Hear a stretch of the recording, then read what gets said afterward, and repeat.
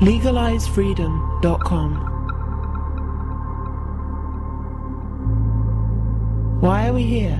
Where do we come from? Where are we going? From the nature of reality to the future of humanity.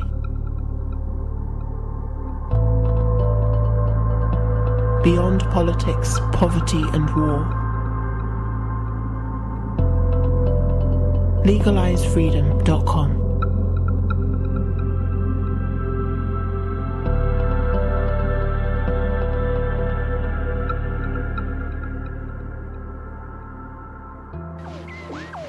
What is the secret of Soylent Green? New York City in the year 2022. Nothing runs anymore. Nothing works. But the people are the same. And the people will do anything to get what they need. This is the police.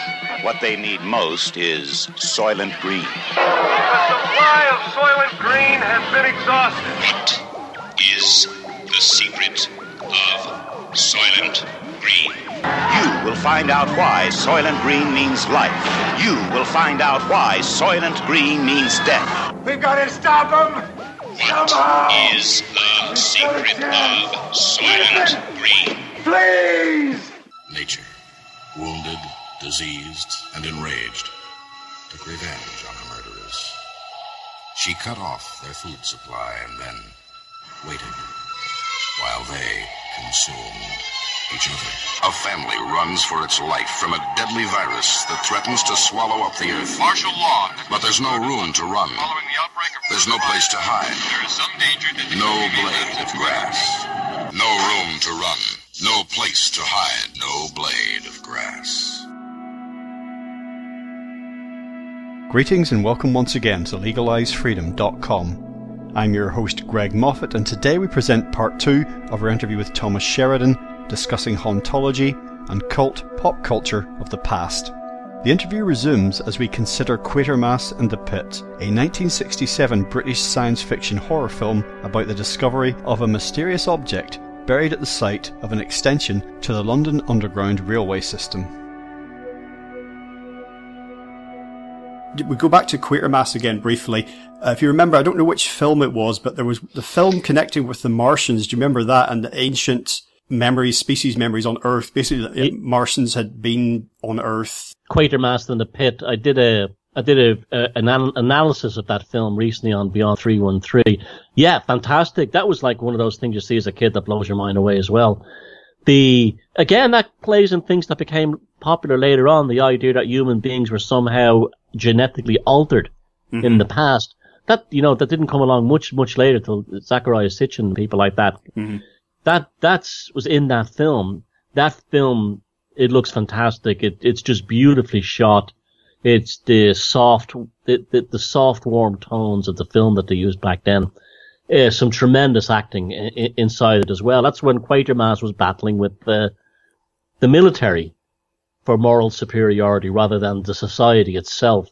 I mean, it's even though it's different actors, different times, different social and cultural situations, there's something really weird that those films all seem to flow seamlessly into one another. I remember that watching that film being really disturbed, but it was like what's beneath our feet. It's a bit like, in the remake of War of the Worlds with Tom Cruise in it. One thing I do like about that film is the way the aliens are here all along.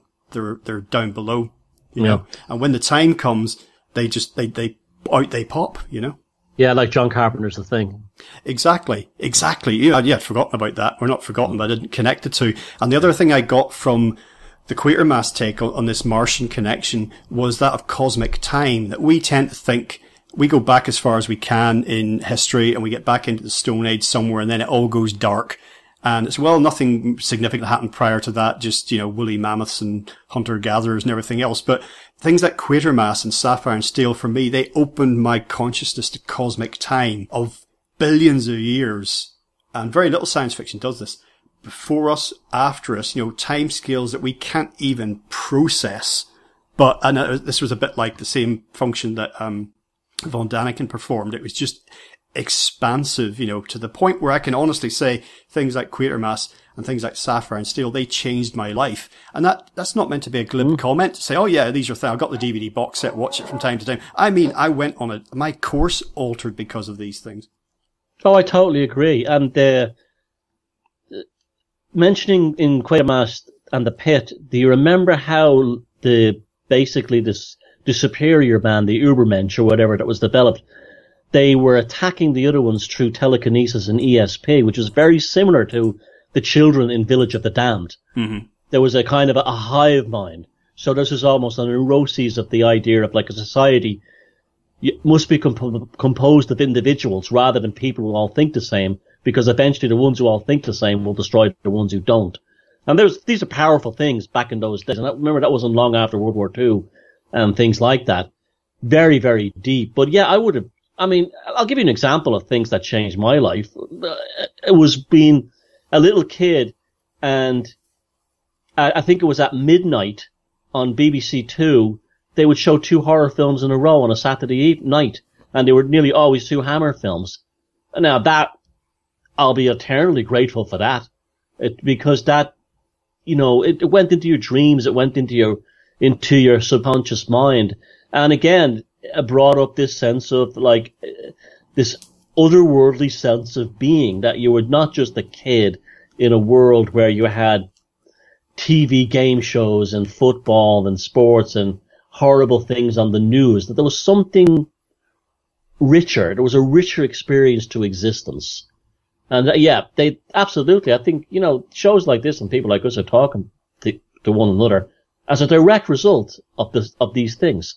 I remember those double bills as well. We probably watched many of the same ones because no one else in the house would be awake at that time, and I would sit up and I would watch these things, and some of them I'd seen before, many of them I hadn't. And yeah, you mentioned Hammer, and you also had Amicus and American International. A lot of Vincent Price films came out of there. And that was just, and actually in the book that has inspired this discussion, the author talks in there about things that were on TV at strange time slots and just little oddities that, again, we've either forgotten or misremembered or not sure if they ever existed, that you look back on now and you think, wow, was that a real thing? I remember this Channel 4's Red Triangle Zone. Do you remember that? Yeah, barely. I do remember it, but barely. They would show, I think it was just movies, and they had a red triangle which would display in the top corner of the screen throughout. And this was like a warning, I think it was interesting. It was a triangle. It was a pyramid, but anyway, it was just saying not for everybody, but we're showing it to everybody. It's available to everybody, but it's not for everybody. It's just funny that this thing this literally the show we could do could go on for a year, because things are popping into my head. And we have, things we haven't even discussed before the show, like comic books and magazines, but I just had, you want to talk, talk about those double bills on a Saturday night. I'll give you another one. The BBC used to have Christmas stories, like little dramas, ghost stories at Christmas. And one of them is an absolutely incredible masterpiece called The Signalman. It's a Charles Dickens short story with Denham Elliott in it about a man who lives in an isolated signal box next to a tunnel where a horrific train disaster had taken place. And inside the train tunnel, there is an entity that's calling him. And it's absolutely terrifying. And yet this was shown at Christmas. Now that was almost bringing us back to a pagan kind of idea of Christmas, more like a winter solstice thing, where our ancestors told ghost stories around the fire and this kind of thing. And, this is like, it was almost like there was a cultural memory on television of how it was in a pre-Christian time for our ancestors. That's another one I would highly recommend. And that was another one that jumped out at me, as did Penda's Fen. And that left a deep impression on you. Well, what does the villain in Halloween 3 say about his efforts connected to Halloween? He's getting back to the true spirit of it. Oh, yeah, well, maybe. We don't know, but he's talking about sacrifice, of course, as a pagan. It's one of those things that makes pagans look bad. But also, he's an elitist. So he's a member of the establishment, like a wealthy Irish family that went to America and brought this like secret of their pagan and backstory with them. But also, There's a transhumanist element, remember, to it as well. He's obsessed with automatons and electronic humans and making robots and cyborgs and androids. Again, the more things change, the more they stay the same. So many of the things we're talking about, and it didn't matter what era they were set in, from Victorian all the way up to the 1960s or 70s, so were very much prophetic in how they kind of gave us the world we live in today. Well, we've already mentioned the Stone tape, that made-for-TV piece written by Nigel Kneale. That was shown on Christmas Eve back in the day, probably just as an antidote to all the other Christmas schmaltz that was going around. But again, very much a marker of the times, the fact that they would do something like that. A lot of people who remember seeing the Stone tape, one of the abiding memories, it was on Christmas Eve, for God's sake. Well, I didn't even know about it till you told me about it, and it is very, very good, but I have to say some of the acting is terrible in it. Mm. But it's really cornball.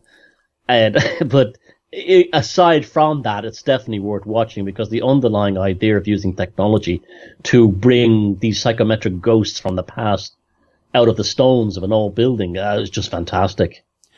Well, we mentioned the Tomorrow People earlier, and again, a show I didn't catch the first time round. But again, this is for children, for God's sake, as Children of the Stones was. But thinking about transhumanism, about the long history of human beings, going back to a point relatively recently when we don't know, we can't see past that point, not knowing what will happen in future, but we have this arrogant idea that human evolution has somehow come to a halt.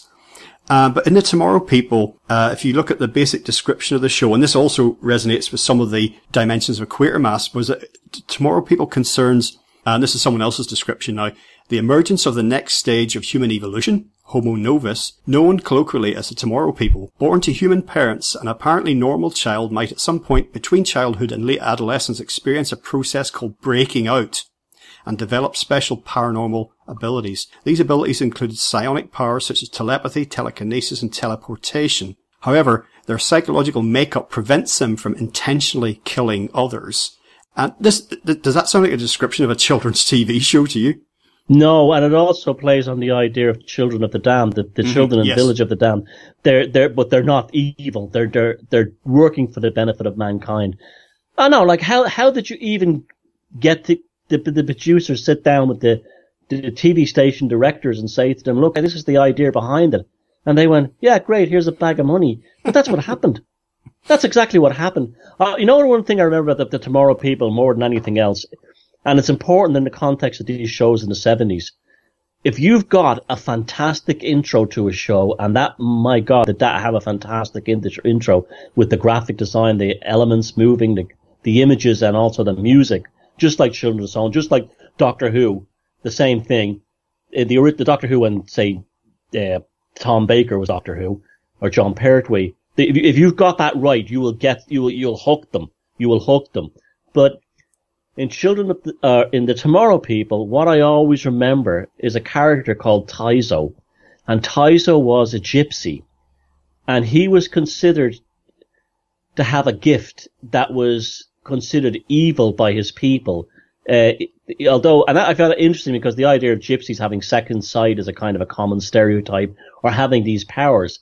But he didn't want to be part of the Tomorrow People because it was almost like having this ability was his gypsy culture, and he wasn't going to bring it in. Again, in a kids' TV show, an after-school TV show, it's just almost impossible to believe. Well, I mentioned in one of my lists of shows earlier, The Changes, which honestly we could talk for an hour just on that, but basically it involves this sort of a rebellion against modern technology is probably the simplest way to put it, but it's not a conscious thing. It's just people are being affected in a very strange way, and that is similar to other shows of the time. Noah's Castle, for example, which again, I didn't see at the time. That's about the breakdown of society for more conventional reasons. But again, these were whether they were made for children or not, these were shows that were shown, as you say, in the sort of after school slot, certainly in the late afternoon, early evening, not into what we'd consider the evening, say 7 p.m. onwards. And in Stephen Prince's book, again, don't know if it's his phrase or not, but there's a phrase, tea time dystopias, which I just absolutely love. And it's the idea of this, frankly, apocalyptic content and concepts being put in front of people when they might be sitting down to their, sausage and chips. Noah's Castle, that's amazing, that show. The first survivalist TV show. the idea of survivalists, sequestering themselves away from society. I don't think even anything actually even existed like that back then, in your consciousness. And this guy basically sets up a refuge from a dying society where there are food shortages. Again, that comes from the whole thing that there was massive strikes. The unions were always like shutting things down, like the electricity, the railways, the coal. And that's where that came from. Like, a conversation. See, TV shows back then were almost like a moral compass of how people were feeling deep inside. They actually meant something. They didn't dictate to people, this is how you should feel. It's almost like the writers were saying, like a test. It was almost like a scientific test, writing these stories, putting them on TV and putting them out there saying, do you feel this way too? How would you deal if, instead of having the electricity off for 2 nights a week, if there was no electricity ever, if the food stopped coming in, if it became like Russia or something like that? They were almost like reflections of the internal moral and neurotic battles within inside many people at the time. And they reflected that. It wouldn't have been great if you had that ability to do that. And again, back to Reggie Perrin, that was all about that. It was like a discourse on how absurd we all are, how crazy we are. When you strip it down away from the bread and butter bones of having to pay your bills and go to work and deal with these people in business, how utterly absurd and surreal this world we live in is. And I think a lot of those shows reflected that. I think writers back then were probably less detached from the bulk of society than they would be today. I think you can look at, you talk about, say the rise and fall or fall and rise, whichever it is of Reginald Perrin. And you can look at other shows of the time that are, many of which are well regarded and well remembered, like Fawlty Towers, for example. And you could very easily imagine a slightly different treatment of that. I could see Basil Fawlty killing Sybil, then killing himself. He's having an affair with Polly. That, for me, that's not a huge leap. No, Bates Motel is now Fawlty Towers. It's there. The elements are all there to bring that thing in. And I think that's again a reflection of, there was other TV shows as well that were comedies that were almost dystopian. Rising Damp, an incredibly funny comedy, brilliantly funny, with Leonard Rossiter from Reggie Perrin also. Mm-hmm. And that had those same dialogues. You had the black medical student, Philip. He was a sophisticate. And you had Reggie Perrin, who was, I wouldn't say a racist, but like, his wisdom wasn't... Rigsby. Sorry, Rigsby. Rigsby wasn't hateful. He didn't hate Philip. He just sort of took the piss out of him the way people on building sites would back then. And again, we've lost a lot of freedom, and Philip would just make a fool of him eventually, but not in a kind of a stupid way. It was often very funny as a byproduct of situations resolved, around Miss Jones or something else. It's just, I know it's very easy to say that there's been a dumbing down of society since then. And I don't want to go and say that, because that's like the same thing. Or like when the music we had when we were kids was better. Well, it was though. But, when you see something like the L Service, that's a TV show for kids. Mm-hmm. Dealing with things like marital breakdown. Things that basically territory you don't bring children's TV shows into. And yet it didn't just go into it. It blasted a path right into it. And that's something you would never see ever again today. I don't even know if many adults would have the intellectual faculties. And I'm talking about people who've grown up on the things we have on TV today, like Love Island and all these other rubbish shows, that they would have the psychological and intellectual, and I'm not saying this in a snob way. I'm not trying to say we were smart or anything like that. It's you can see the power of television, how it's altered people. It's changed them.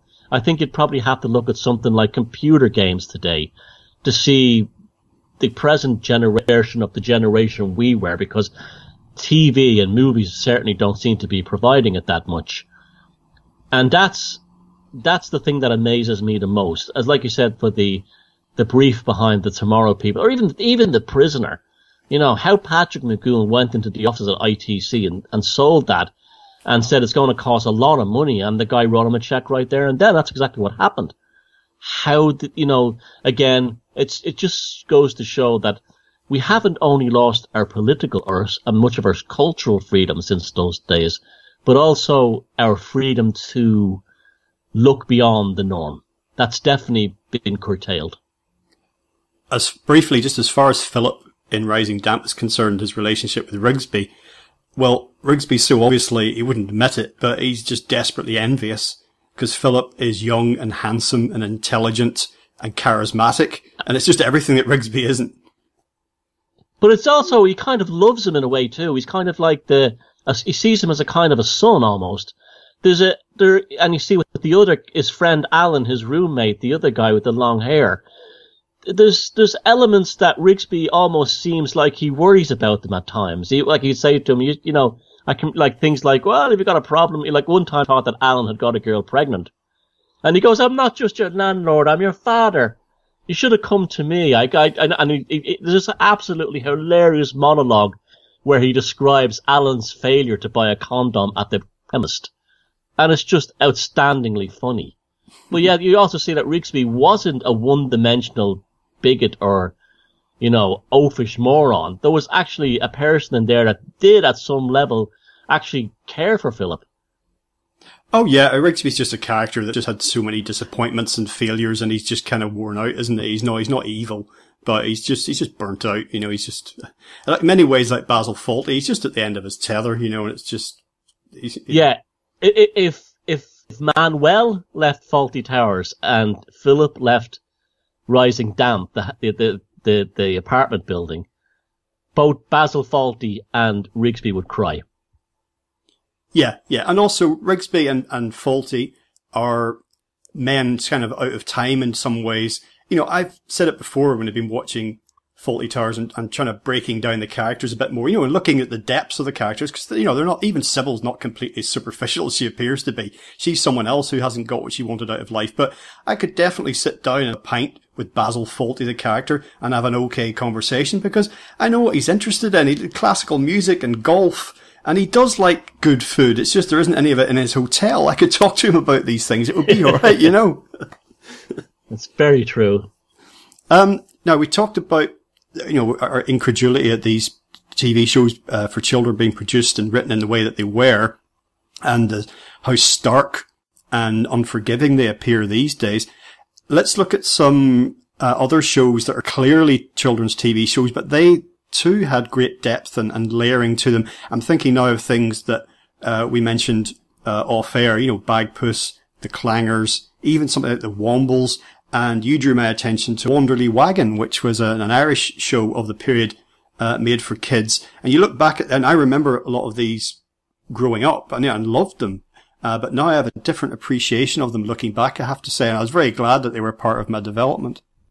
Yeah, Bagpuss is one of the most beautiful things you could ever see. It's almost like psychedelic melancholia. The way the elements, the characters go to sleep at night. And it was probably made for Penny's show. And it's what seems like a very young children's, I don't know, nursery rhyme type program, is full of very deep emotions that you wouldn't expect a 7 or 6 or 5 or 6 year old to have. It's very rich, and it's also the Clangers. The Clangers has that beauty about it. The same kind of emotional resonance that I got from Bagpuss, I got from the Clangers as well. There was an underlying tone of sadness that maybe that sadness as childhood will eventually go and Emily will grow up. Maybe the underlying sadness is that there are no clangers on the moon, there are no singing trees. There's nothing like that, you know. There was something to this feel. Ivor the Engine was another one as well, the Welsh steam engine. That had that same melancholia, that underlying sadness to it. This, you know, made on film, it was either regular animation or stop motion animation. So there was more of an analog, almost, acoustic visual nature to it that you don't get in CGI and things like that. I'm amazed by Bagpuss when I watch it now. It's just like, it's one of the most emotionally, extruding experiences you can watch even as an adult. And the simplicity of it, and that's, that sort of like psychedelic melancholia coupled with this sadness, but not a dark sadness, and almost like a sense of longing. John Martin, the folk singer who made his name in the 70s, he, in talking about his music, said something about there was some inherent sadness just about a human being. That's what a human being is, that you can, no matter what sort of life you have or what your outlook is, that there's some kind of cry within. And that's been reflected in a lot of culture, a lot of fiction, a lot of mythology, a lot of concepts, that, to live is suffering, the Buddhist concept. Yeah. We're born into this life to suffer, and that everything before and everything after is different, but this is the, prison planet, and all these concepts of, we're here to learn, on and on and on. Can I just say something about Bagpuss? Mm-hmm. You know, at the end of the show, when they go to sleep, mm-hmm. and then they talk about, and he was only a rag doll, but Emily loved them. You know what Bagpuss represented? All the cats and dogs and pets we had that died. That's what that represents. Because what's Bagpuss? What's happening to Bagpuss? He's dying. Yeah, well, you could have a whole metaphor for human existence probably in that if you wanted to, but we can't, as human beings, we can't take too much order. Chaos comes along, whether we instigate it or whether it just happens. We can't take too long with things being ordered. And equally, one of the reasons that we're able to enjoy good times is because we know they're going to end. I'm not so sure it's such a good time if we think it's never going to end. And this is one of the things I think that keeps us going when we know we're going to die. Like you and I both know we're going to die, but we're not here in a catatonic state about it, are we? No, I think that's bang on. I think it's almost like there was a counseling or a psychoanalysis element to shows like Bagpuss. Like, yes, death will happen when you're older. Live your life now. It's almost like that element to it. Yes, absolutely. So, onwards, I just want to have a quick brief nod to a bit of this culture that I think for me has a lot of hauntological echoes. And written by John Wyndham, who did the aforementioned Midwich Cuckoos, which was then made into films a couple of times. Village of the Damned, and John Carpenter did a version. There's another connection for us. But his story, and I'd invite anyone interested in classic sci-fi to read John Wyndham, because each one of his books is just bursting with original ideas, and each one very distinct, always something fresh, A lot of his ideas are to do with nature kind of fighting back, or again, the John Carpenter-esque idea of their being sort of forces at large and we think we're in control, but we're not. And his story, Day of the Triffids, was made into like a really not very good US, movie in the 50s or maybe 60s, I think, but I hated it. But it was made into a TV series in 1981, which was shown in the UK. And I don't know if you saw that at the time. I can't remember if I saw it first time out or as a repeat, probably as a repeat, but that had a huge effect on me as well. Yeah, I saw both. Actually, I have to say, I actually loved the original film. I know it's not true to the book that way. It's basically a sci-fi action film, but I still liked it.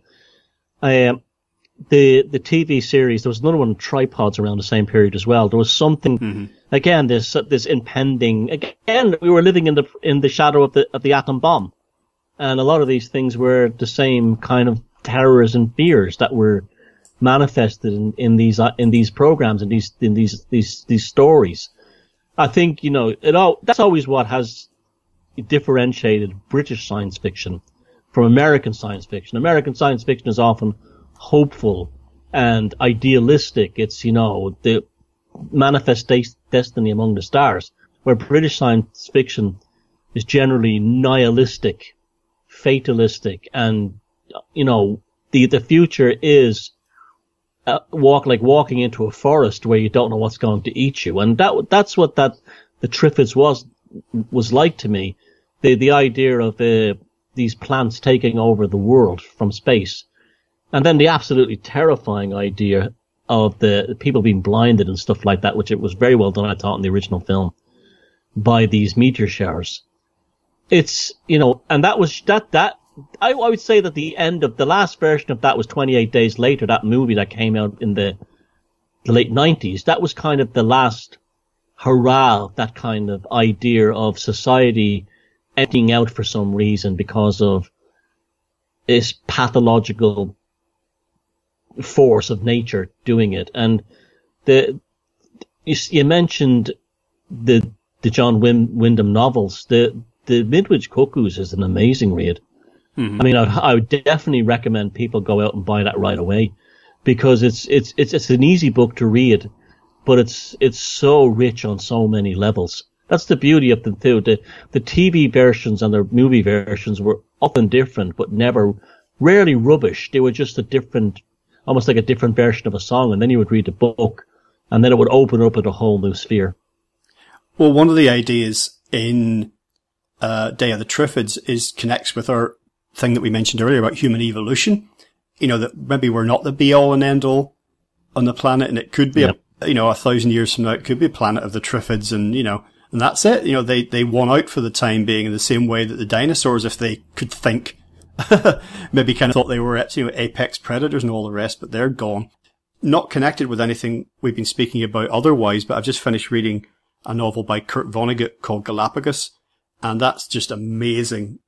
So creative, so interesting. And again, it just talks about human evolution in the future and how the path that we're on now can radically change in the blink of an eye, whether it's through our own actions or otherwise. But we were talking earlier about the 70s being a golden age of cinema, in particular, I think, for dystopian sci-fi. And again, some of these movies were mainline blockbusters, Soylent Green, Silent Running, Logan's Run, The Omega Man and Soylent Green both had Charlton Heston in them. THX 1138, George Lucas's film that he developed from his student project. No Blade of Grass, Zero Population Growth, both of which are mentioned in the Year in the Country book that we were talking about earlier. So again, that was it was reflecting a lot of society back on itself, but I think it also subsequently became very influential, so it was quite circular in many ways. And Planet of the Apes is also dystopian sci-fi as well. Charlton Heston being in that again. Yes. I think Charlton Heston did his best work in the 70s with Planet of the Apes, The Omega Man, and what was the other one you mentioned? Soylent Green. Yes. I've heard people say that he's not a very good actor. I dared him to watch those series of films and tell me, continue to say that. I don't think film like The Omega Man could have worked without Charlton Heston. And also, it's not a dystopian sci-fi film, but it's in the same thing and from the same time, would be Death Wish with Charles Bronson. There's a similar kind of idea that there's only, in the future, there's only, again, it would be like the Warriors, there's only gangs on the street, that, decent people trying to survive. Are we the last of our kind? People that still have kindness and respect and don't get ahead by murdering others and so on. The Planet of the Apes movies would be definitely in that. I'm just trying to think of a British sci-fi big movie. Oh, I know, Life Force. Get back to Colin Wilson's Space Vampires. Mm-hmm. But there's not a lot. There's not a lot of them. And another one that needs looking at as well is a French, and I think it's a Czech, animated film called Fantastic Planet. That's another very strange one. Yeah. Yeah, I saw that again, broadcast on TV back at some point in the 1980s. And it was there was one that I caught. I don't know if it was late night or not, but I caught it unexpectedly. What's this? Read the description in the newspaper, turned on, and just had my mind blown. Yeah. Yeah, it's incredible. That's another one. And I'm sure there's many gems in French cinema, TV, and Italian and German that we've never seen, that are out there to be discovered. Well, just about Charlton Heston, I remember he was just, as far as I was concerned, he was just a Hollywood star, had been in a bunch of films, some of which I liked a lot. I didn't think much about the guy at all.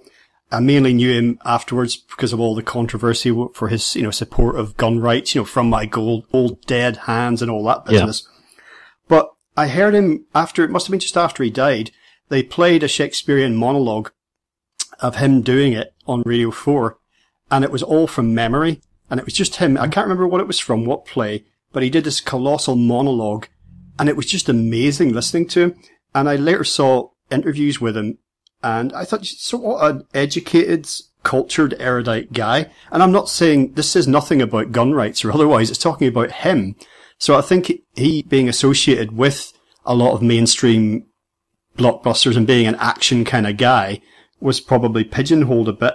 And when Michael Moore, when he did his gun rights thing. Horrible, yeah. Yet when he went to the home of Charlton Heston and basically ambushed him, I found that so uncomfortable to watch. It was horrible.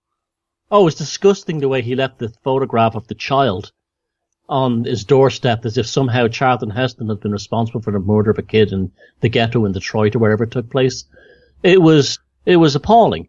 And, but he did have his revenge, though. People forget that. I know we're moving out here, but in Wayne's World 2, he does a cameo where Michael Myers is looking for his girlfriend to marry her, and he asks some guy on the street, do you know where such and such a street is? And the guy starts going, I knew a girl that lived on whatever street. And Michael Myers goes, this is awful. Can we get a better actor for the budget? And Charlton Heston is pushed in as the janitor, and he delivers the same lines, and the Wayne's World, the characters are crying because it's so beautiful. It was almost like they gave him his dignity back.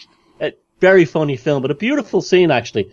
Yeah, we know him from rubbish like Ben-Hur. Awful. And that kind of thing. But my God, the Omega Man. Soylent Green, when, what's his name, was the scene where his friend is dying in that, what's the actor's name? Edward G. Is it? Robinson. Yes, yeah. He was dying of cancer while that film was being made. And while they're having that kind of like end of life ceremony, Charlton Heston is crying. They were real tears because he knew his friend was dying of cancer as the movie was being made. Yeah, that's a very moving scene. And again, it's easy to think back on things like the Omega Man, Soylent Green, Planet of the Apes as somehow quite one-dimensional films, but they're not really. There's a huge subtext there and lots of different levels. I'll move on to talk about Doctor Who, because no discussion of hauntology and related would be complete without that. And I want to zoom in on a particular time, if you forgive the pun, in the Doctor Who franchise that was very important. I mean, overall, it was hugely important for me developmentally. Like a lot of pre-teenage and later teenage boys, I was like obsessed with the series. It's been revived, obviously, in recent decades and gone on to be incredibly successful again. But particularly rife with hauntological elements for me are the stories in which the Doctor is exiled on Earth. Now, funnily enough, this was done, I think, for production cost reasons, that they had less of a budget for special effects. So a lot of stories were on Earth, and they featured the Brigadier, the Doctor working with the military, unlike Quatermass, and the unit called Unit, U.N.I.T. A United Nations International Task Force, something like that. And a lot of these stories are about things literally and figuratively hidden beneath the surface. A lot of them are set in mines and quarries, in mysterious research facilities. There's one that's not part of this series, but it features Loch Ness, Terror of the Zygons, with Tom Baker, and Unit, and the whole idea of this sort of secretive, sort of like seconded military unit working on black projects and things has later been thrown up in Torchwood, which I've never actually watched, but it seems to be quite popular.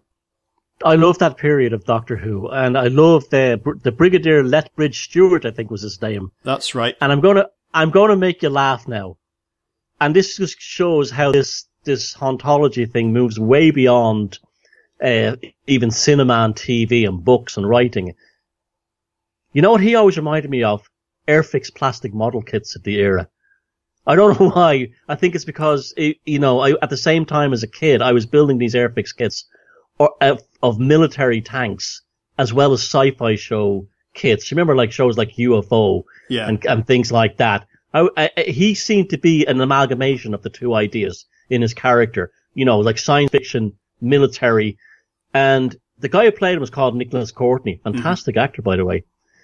And Unit was from a time, I think it was called the United Nations Intelligence Task Force or something like that, or Unified Task Force or something. Yeah. That came from a time, it was like almost like a grown-up version of International Rescue from Thunderbirds, but it was more it was a more innocent time before the two Gulf Wars, where the idea of an international military or intelligence interventionist alliance did not come with the same ominous or sinister baggage that it does today, ever since like the Gulf Wars. And it's almost like that Brigadier Lethbridge Stewart, he was always the one who, again, an Airfix analogy, he glued the thing together because he was there when they had 3 doctors.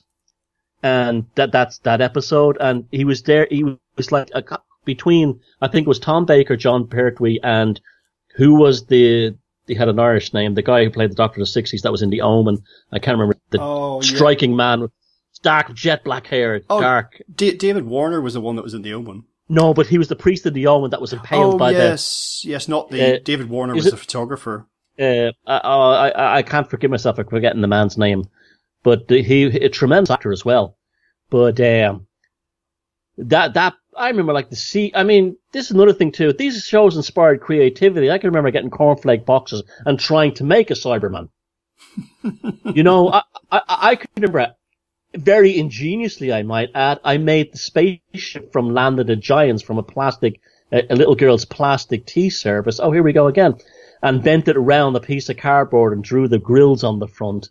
There was another aspect to it. It was almost like it made you build things, it made you create things. You know, there was an element of that to it as well. I wanted to make something that was like a sonic screwdriver.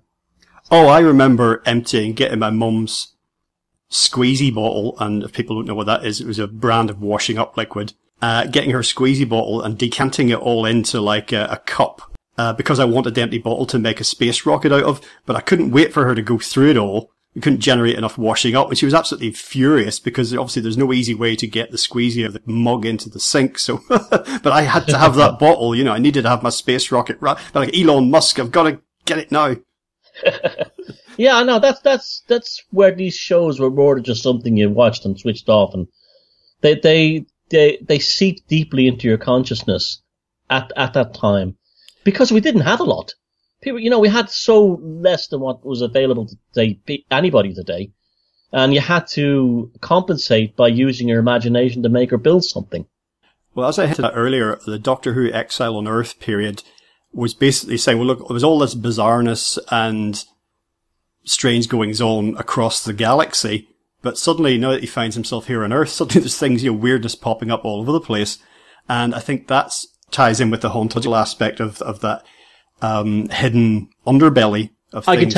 I could take that even further. John Pertwee as this dandy running through the English countryside, right? He eventually becomes Wurzel Gummidge, a scarecrow. Yeah, so it's just weird, isn't it? You know, it's just the same actor. He almost, you know, went from being the Doctor, a Time Lord running around the English countryside, to a permanent fixation of it. Yes, and Wurzel Gummidge, now you mention it, is definitely hauntological. You know, Miss Sally, oh my god, she creeped me out. I find it difficult to watch because of her character. Well, it's difficult to watch in general. Wurzel Gummidge is terrifying. It's actually scary. I mean, he's not.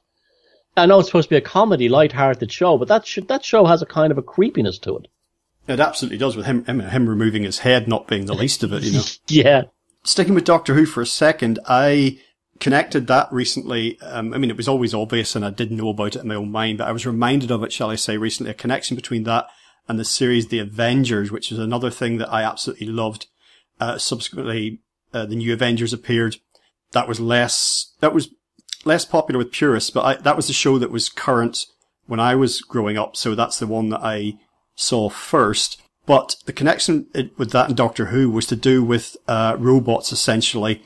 And there was another show you referred to earlier with transhumanism and cyborgs, which maybe you can remind me what that was in a second. But in Terror of the Autons, the Doctor Who story, I've always found sort of these, you know, cybernetic Terminator type, you know, entities to be uniquely fascinating because I think they go so against, you know, sort of Arthur C. Clarke's vision of robots for the future, basically being little more than sort of hostess trolleys that can talk or, you know, hear, you know, like Amazon's thing.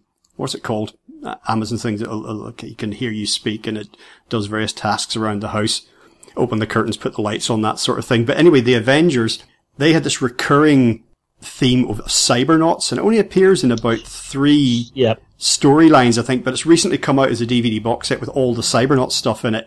And I've always found those to be uniquely chilling. And in Terror of the Autons, I remember in Doctor Who, them being showroom dummies, being in the window of a shop, like displaying the latest fashions, and those things coming to life. Terrifying. But it's funny you mentioned the Avengers. There were shows that were on the fringes of hauntology, and that was the Avengers was one of them. Mm-hmm. Another one was UFO, very much so. That was like a science fiction futurized. That had that element to it. Blake 7 was another, and so was Rent the Ghost. They wouldn't fit the children's show. They wouldn't fit into that, but they were definitely on the fringes, on the margins of that the whole hauntology thing. They were there at the same time, and I think it was almost like those shows capitalized on the hauntology idea by bringing elements into it, even though they weren't those kind of shows. Absolutely, yeah, they were. I think they were perhaps unwittingly part of that, or perhaps they spoke to elements in the psyches of the writers and the producers, the directors that were manifesting through their creations that they perhaps didn't realize, because often artists will bring something out of themselves, perhaps that, like unrealized levels, in their psyche, in their subconscious, that will manifest in this way because it's something it's trying to get out. And other people will recognize it, see it, understand it, or at least know that something's going on. Because how often do you hear people who, whether it's musicians or film directors or actors, say, I didn't know that was going on when I was doing that, but there it is. Yeah. Another one on the fringes of that as well that needs honourable mention is the original Westworld movie with the terrifying Yul Brynner as the cybernetic robot. Yes, absolutely. Cowboy, yeah. Draw. I mean, that was terrifying. That was absolutely terrifying when you were a kid. It really was, yeah. Especially, that bit when you first begin to realize, it's a bit like in Soylent Green. There's this, or like in Planet of the Apes as well, there's an enormous plot twist. And when you first watch something like Westworld, the original movie, when you begin to dawn on you what's actually going on, and that bit where Yul Brynner's character, his face comes off. Yeah. And it's just some moving cogs and wires and stuff underneath, but there's something about it. It's like just, oh my God, I'm just suddenly seen looked into the abyss. Yeah, he should have. It's like Charlton Heston. What do people remember him from? Is Ben-Hur, and they remember Brenner from My Fair Lady. But yet they should have got Oscars for the Omega Man and Westworld. Yeah, exactly. Yul Brynner was another guy. Actually, you look at it, seen as like sort of confident, strong, athletic, sexy. You know what I mean? Charismatic. And you just think, he's just sort of like a cipher. But these were guys that had come up and often had been on stage, and were amongst the greats, really, but they just maybe got typecast. Yeah, a lot of them came from working class families as well, like Charles Bronson. They didn't come from showbiz families, like so many actors today in Hollywood. Well, as we begin to bring things to a close for today, Thomas, I just want to throw in a couple more things that haven't necessarily fitted exactly with any of the movies we've talked about before, but they're really oddball ones, and they do get mentioned in the Year in the Country book that we've talked about during this chat. There's Zardoz, John Boorman's film, which has Sean Connery starring. And then there's Phase 4, this weird film, one of the most cerebral films I've ever seen. Again, how it ever got made, basically, and it can be loosely described as humanity versus ants. But that conjures up all sorts of, ridiculous 1950s, giant ant sort of movies, the 50-foot woman and killer tomatoes and all that other, Plan 9. But it's nothing like that at all. So if you got thoughts on either or both of those movies in this hauntological context. Well, Phase 4, that's like, what you said, it's like battling ants reminds me. It's like someone would say that Lovecraft novels are about battling octopuses. It's deeper and bigger. I wasn't a huge fan of that, and it didn't really hit me. But I tell you, the other one you mentioned, Zardoz. Now, oh my God. Firstly, I think it was Sean Connery's first movie post-Bond. It's the only feature-length Irish science fiction film ever made. It's the strangest film I think I've ever seen. How that thing even got out there is amazing to me. And I've seen it about 10 times and I still don't understand it. It bothers me.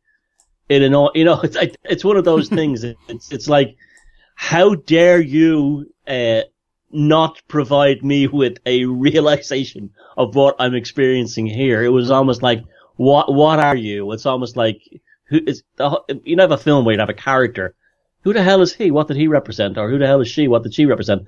The entire movie Zardos is like that. What the hell are you? What are you about? It's incredibly violent. At the end, it reaches Sam Peckinpah levels of violence. And you want to laugh. It's comical to see the way Sean Connery is dressed in that. He looks like Borat when he went to the beach in that Mankini. Mankini, yeah. But then he's involved in the most horrible things like murders and rapes and everything else. And then taking place in the Irish countryside. I have to say, one aspect I do love about it is the way the opening scenes, they're filmed, and he earned his pay to be running around the Wicklow Mountains, with every mosquito and midgie in Ireland coming after him in that outfit, while this head thing floats around. A part of me wants to, it's almost like the Enigma code. I'm desperate to actually find a meaning of it. Another part of me is like, I don't want to ever find a meaning. I just want to, for the head melter it is. I'd actually be interested in what your theories about it.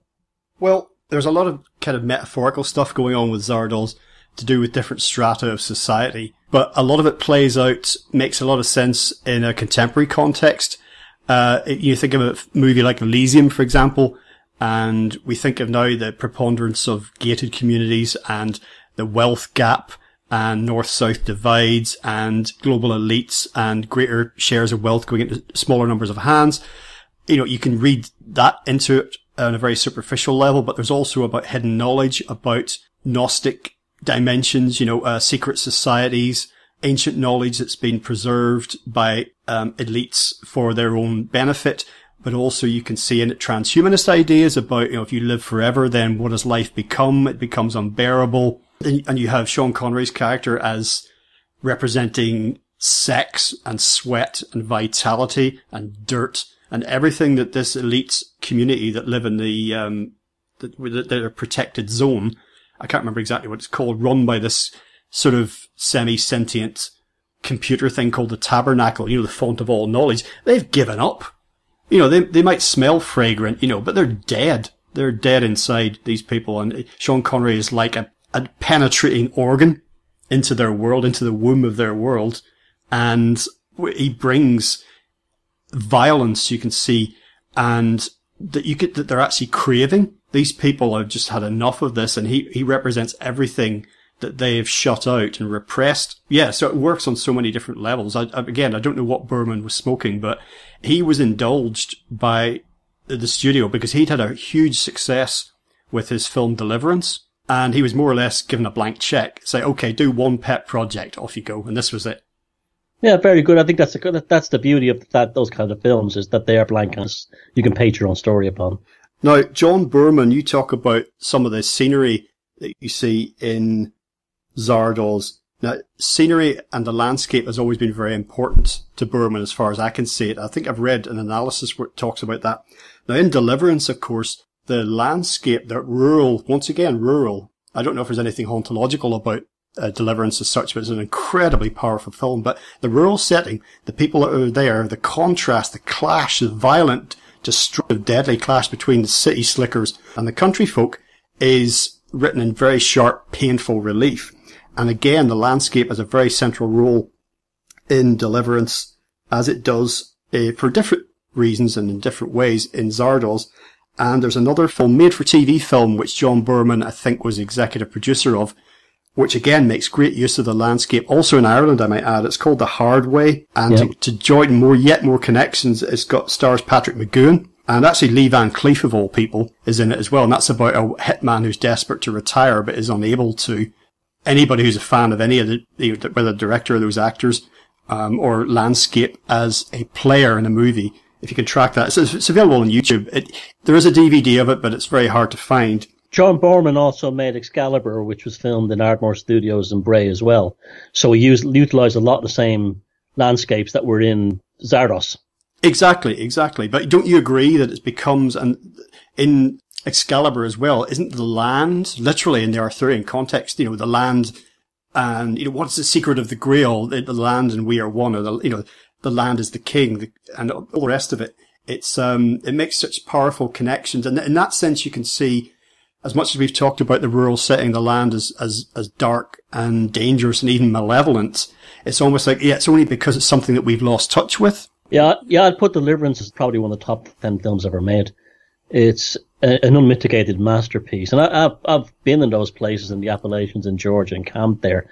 And he captured the mood of those places very well. And the sea slickers being torn to pieces by the rural thing. Again, that was also covered in Straw Dogs, but more of an internal context in England, in an English setting. That was in there too. So there's a lot of that. A lot of that was going on during the 70s. This idea of, the sense of cities were dying. It was happening in the United States as well. Mm-hmm. Cities like Detroit and New York and Chicago were falling to asunder. So there was a sense like, should we go back to the country? But there are monsters in the countryside as well. A lot of that. There's another, I know we only have a couple of minutes, another quickie at the end. Red Robin, a British TV film from the 70s about the pagan sacrifice of a young man born to a woman. To actually happen, it was covered in The Golden Bough, the Fraser book, mm-hmm. where, that's another one I'd suggest people check out. Again, we haven't even touched so many things. Forget the cultural and the movie thing. There was other aspects of hauntology, everything from, industrial design, architecture, everything. Vesta curries, Vesta frozen curries. It just goes on and on and on. I feel, I don't know about how you feel, but I feel very privileged to have grown up at the time I did where I did. Yeah, no, I feel exactly the same, and that's not to echo something you said earlier. It's not saying that we're somehow, smarter or special or anything like that, because we didn't choose to be born. Yeah, and we had it bad in other ways too. We had no money. We didn't have a lot of prospects really, and there was a lot of violence around us all the time. So it wasn't like, it's again in the as we started out at the beginning of this broadcast, we're not nostalgic because it was all, in a Beach Boys kind of way. Not at all. We're nostalgic because of the full sense of being as growing up as a child during that period. Exactly. Well, as you say, there's dimensions of this that we haven't even got to, from music to architecture and design, but we'll come back to that some other day. In the meantime, I'll just leave you with a closing thought. In some of our previous interviews, we've talked about the atrophying of myth and magic and these other dimensions of our lives that were so important for such a long time in the history of our species, and about the possible re-emergence of them. And of course, in the book that we've based some of this on, A Year in the Country, that goes a lot of discussion about modern incarnations of some of these things, whether it's like folk horror revival in the cinema, or musicians bringing back some of the aspects that we've been talking about. So I'm just wondering whether this sort of revival of interest could possibly turn into something more meaningful. Because I feel, and this is what we've said in our previous interviews, that by hook or by crook, whether we like it or not, there's the mystery and the magic and the myth is creeping back into our existence, and we may see the modern scientific era. None of us are anti-science, that's not the point, but these other dimensions of life and existence that have decayed may be re-emerging again, and may actually be closer to our true nature than the cold, rational, dissecting and inspecting human being that has emerged over the last several hundred years. Yeah, I can think of three off the bat. The movies Hereditary and A Dark Song, and the TV show A Dark Angel about Jack Parsons. And there are three examples of contemporary versions of hauntology, with their own modern twist, that they're probably closer to a Hitchcockian type feeling to them. But then it is here. It does exist now. It's there for the taking if anyone wants it. It's happening. There's definitely a re-emergence, and I think the folk horror thing had a huge, factor to play in that. But also things that also spawned out of things like goth music and black heavy metal and even the re-emergence of paganism. You can't, you see bands like Fields of the Nephilim. They've almost had a second coming because of this emerging energy, to use the term again. I just suddenly had a thought while you were speaking, and I don't know why, but I thought Brigadier Lethbridge Stewart in Doctor Who, where did his name come from? Because characters, quite often they're based, writers will base them on names that they know. I know a guy called Lethbridge Stewart, I'll use that. I wonder, is it anything to do with TC Lethbridge, paranormal investigator? That's just a random thought to send us on our way. Very good. Yeah, maybe. So, as mentioned, Thomas, we're going to come back to this general area in the future and get into things we didn't have time for today. Before we sign off, just once again for listeners, throw out your website, blog, and just the current things that you've been producing. The website is www.mossuponstones.com, and my main area of work today is my YouTube channel, Beyond Room 313. Many of the things we've covered today, that we talked about today, are covered in the videos on that. And we haven't even spoken about The Prisoner. Oh my god, yeah, well, another day. So, in the meantime, Thomas, once again, thank you so much for joining us today on LegalizeFreedom.com. Brilliant, thank you, Greg.